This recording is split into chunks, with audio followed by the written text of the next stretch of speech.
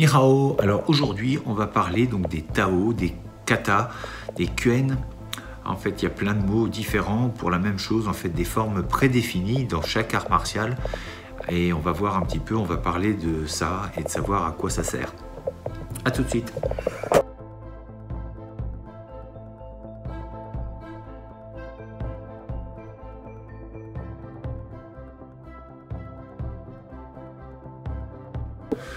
Alors, à quoi servent ces formes prédéfinies, ce qu'on appelle donc les Tao, les Kata, les Quen? Tout d'abord, il faut savoir que c'est un ensemble donc de techniques, un combat imaginaire. On peut dire que ce combat imaginaire représente l'ensemble des techniques d'une école. Donc c'est pas forcément des techniques secrètes, mais on a un petit peu comme un dictionnaire où l'ensemble des techniques va être représenté. C'est pour ça qu'il y avait plusieurs kata, plusieurs tao, plusieurs pumse, plusieurs quen dans une même école afin de faire progresser aussi les individus. Donc généralement il y avait des tao supérieurs éventuellement ou des notions bien spécifiques comme les sauts, ça peut être les projections, ça peut être les saisies, ça peut être des formes de frappe différentes comme les formes de fadjing où on fait des sorties d'énergie. C'est un petit peu comme si on éternuait. Et donc ces formes-là étaient donc enseignées au sein de l'école pour que l'individu puisse s'imprégner de l'essence et de l'esprit de l'école. Ça demande du temps, il y a des formes qui sont assez compliquées, c'était un combat imaginaire, donc il est important de se diriger dans plusieurs directions. Les arts martiaux ne sont pas, comme je le disais dans une vidéo précédente, ce ne sont pas des combats qui sont faits un contre un en vue de gagner une médaille. Là on parle de gagner la guerre ou une bataille. Donc forcément, vous partez pas un contre un, mais un contre plusieurs et avec des armes. Le fait de savoir bouger et de savoir en plus bouger et de se mouvoir avec une arme, ça demande aussi une certaine vigilance et une certaine dextérité au niveau du maniement des armes. Donc ça c'était très important, c'est qu'il y avait à chaque fois du maniement des armes, comme le bâton, l'épée, les doubles bâtons, les couteaux, le bouclier, la lance, l'arc. Il y avait tellement d'armes que c'est énorme. À ce sujet, il y a un livre qui s'appelle les armes anciennes que Monsieur Georges Charles a fait. J'en parlerai un de ces jours de ce bouquin parce que c'est peut-être un des seuls sur les armes anciennes de la Chine. Donc il y en a énormément.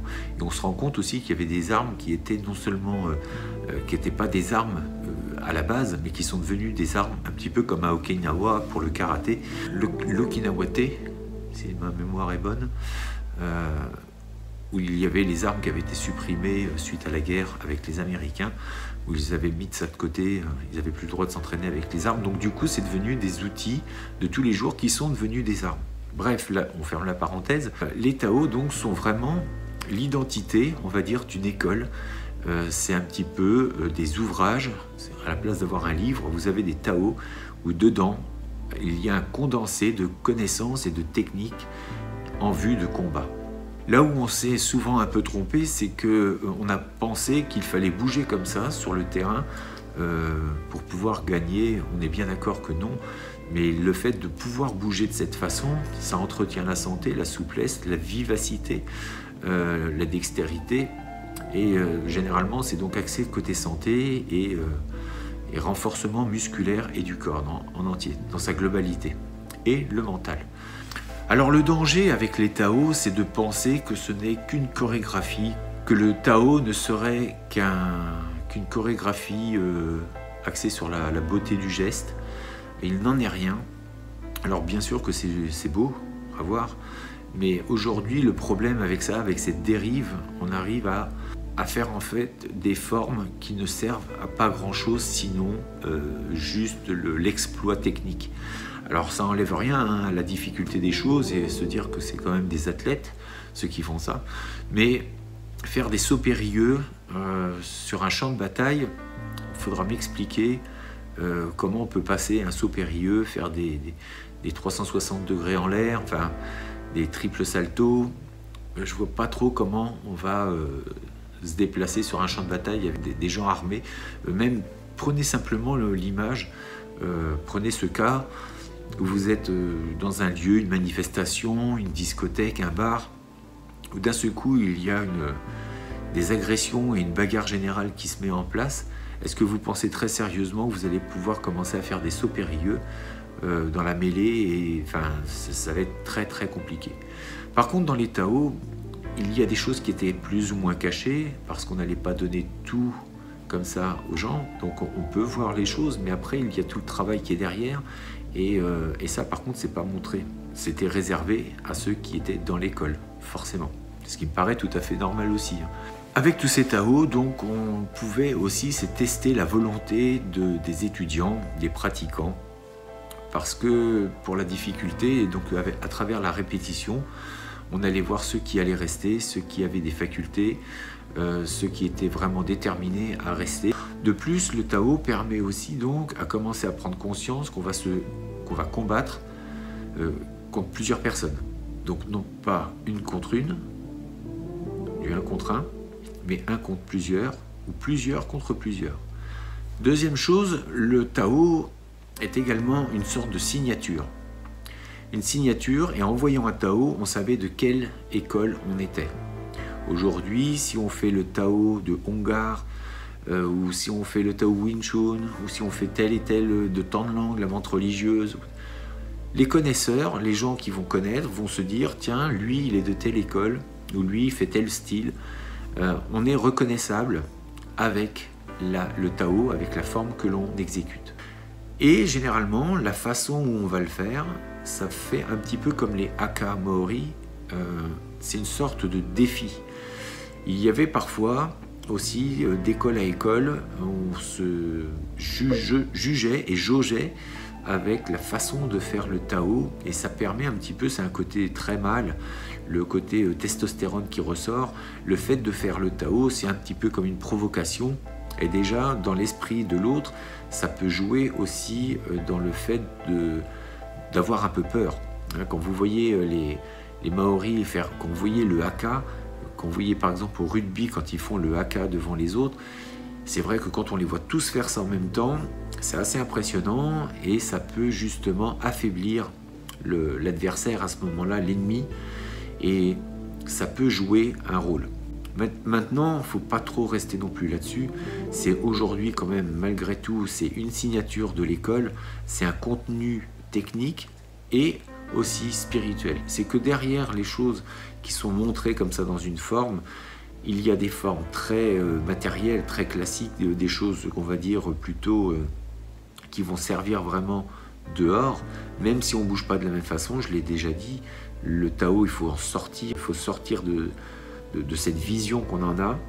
Le Tao englobe, c'est une sorte de dictionnaire des techniques, voilà, on a une nomenclature, mais derrière il y a du travail qui est fait pour aussi dehors, comment ça se passe pour la self-défense et en combat réel. Donc là il y a un moment, bien sûr il va falloir mettre les gants et de voir un petit peu de telle et telle technique qu'il y avait dans le Tao, qu'est-ce qu'on peut en faire dans la réalité. Ça me paraît important et c'est même intéressant à faire. Et dernier point, ce Tao, les Tao, les Quen, etc., il y avait donc des choses cachées derrière, et ces choses cachées sont parfois spirituelles. Donc il y a des notions aussi de compréhension du monde, de la vie, de ce qu'on fait ici, et c'est là où je rejoins justement le développement personnel, c'est qu'à travers justement ces formes, le fait de se dépasser, on doit en apprendre quelque chose pour notre vie de tous les jours. Qu'est-ce que les arts martiaux, qu'est-ce que notre forme, qu'est-ce que ça peut nous amener dans la vie. Et dernier point, les Tao sont faits aussi pour en sortir. Et ça c'est très peu dit, on le voit très rarement également, mais quand vous avez un Tao, il y a un début, il y a une fin. Et à haut niveau, il est important de le déstructurer, de savoir casser ce Tao pour en faire ce que vous voulez. C'est comme une pâte à modeler, et quand vous savez sculpter, eh bien, il est important de défaire ces choses et de pouvoir les refaire. Donc vous pouvez très bien commencer par le milieu de votre Tao, continuer, revenir au début, repartir sur la fin, et de faire en sorte qu'il vous parle et de vous l'approprier en fonction de ce que vous ressentez au moment où vous le faites. Un petit peu une sorte de Tao spontané. Et il est même intéressant, c'est de faire vos propres Tao, c'est-à-dire qu'une fois que vous avez suffisamment de connaissances et que vous savez ce que vous faites, et quand vous avez des notions dans l'attitude, dans la détermination, il n'y a rien qui vous empêche de bouger et de faire le Tao de façon spontanée. Et là, on rejoint une fois encore le développement personnel. C'est comme l'éducation. Le Tao, il est là pour éduquer les individus et on doit se conformer donc à ce Tao. Il a un début, il a une fin. On fait donc exactement comme on nous l'a montré, comme notre professeur nous l'a montré. On fait exactement de la même façon. Et puis, donc comme l'éducation, donc on a un enseignement, nos parents ou même à l'école, on fait comme on nous dit de faire. Et c'est comme ça.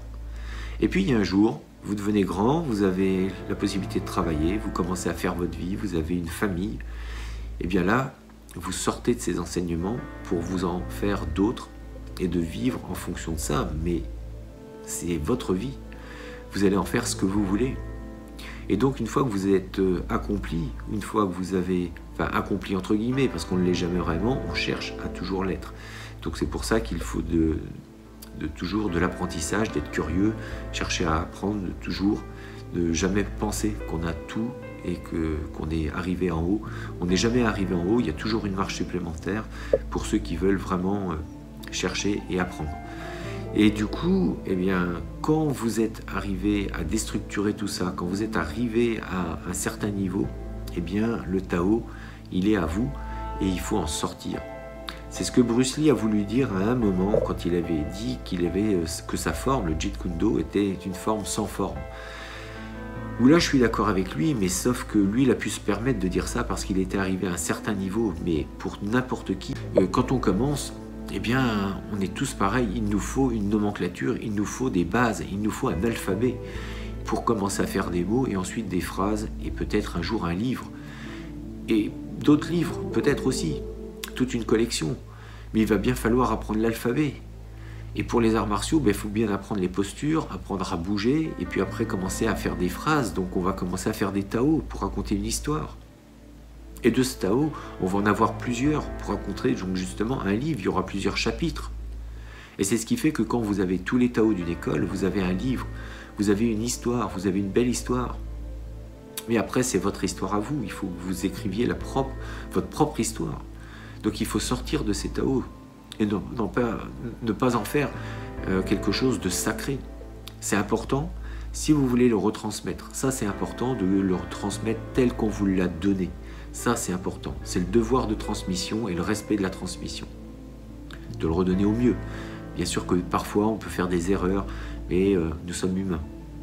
Mais en tout cas, c'est à chaque fois d'essayer de refaire au mieux de ce que l'on peut faire. Ça c'était aussi notre vidéo. Faire au mieux, toujours redonner au mieux de ce que l'on peut. Mais, pour vous, à titre personnel, il est important qu'à un certain niveau, vous puissiez sortir de ces Tao. Donc de comprendre leur essence, de quoi ils sont faits, pourquoi ils ont été faits, et essayer d'en sortir. Voilà. J'espère que ça a été un peu plus clair sur les Tao, sur les katas, sur les Kuen, sur les formes codifiées. Et j'espère que ça va faire réfléchir, parce que le but c'est ça, c'est de donner des explications, mais en tout cas, pas de vérité. Des pistes sur lesquelles on va chercher, parce que nous sommes tous des chercheurs, pas de jugement, parce que ça ne sert à pas grand chose, il y a des choses qui vont nous correspondre plus que d'autres, mais encore une fois, quoi que vous croyez, vous aurez raison. C'est-à-dire que si vous pensez que telle et telle chose c'est mal, effectivement ce sera mal pour votre monde, mais pas forcément pour celui qui l'a fait ou dans son propre monde. Nous sommes tous différents, nous avons tous une façon différente de penser. Ce qu'il faut, c'est essayer de faire les choses dans le bon sens pour essayer d'apporter de la valeur ajoutée aux gens, essayer de leur apporter du bonheur, des belles choses, de l'amour. C'est tout bête à dire, j'ai l'impression que beaucoup aujourd'hui ont peur de dire ce mot. Nous avons un monde dans lequel on manque d'amour, et tous les maîtres d'arts martiaux parlaient de ça. Et quand ils faisaient leur forme, il y avait une façon de transmettre cet amour avec leurs élèves, de donner des choses, voilà. Et pour rendre le monde meilleur, on a toujours dit que les arts martiaux c'était plus un art de paix. Les arts martiaux étaient un art de paix plutôt qu'un art de guerre. Il faut vraiment comprendre ça. Ça, c'est vraiment important. En tout cas, ben, je vous souhaite de très bonnes fêtes parce que on est encore dedans. Donc attention aux excès. Et puis ben, d'ici là, portez-vous bien. Je vous dis restez fort, restez beau et surtout restez bienveillants. Ça Étienne.